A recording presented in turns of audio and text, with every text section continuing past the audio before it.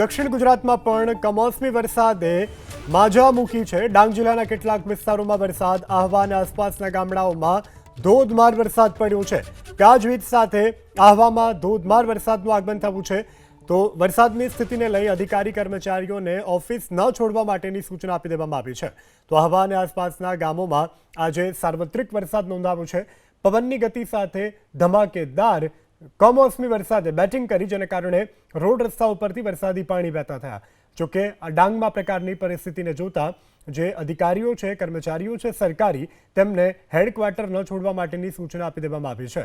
તો ડાંગમાં પણ સતત કમોસમી વરસાદને કારણે જનજીવન અને ખેડૂતોને વ્યાપક અસર પહોંચી છે। તો વરસાદની સ્થિતિને લઈ અધિકારી કર્મચારીઓને ઓફિસ ન છોડવા માટેની સૂચના આપી દેવામાં આવી છે।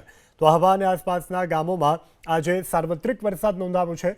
પવનની ગતિ સાથે ધમાકેદાર કમોસમી વરસાદે બેટિંગ કરી, જેને કારણે રોડ રસ્તા ઉપરથી વરસાદી પાણી વહેતા થયા।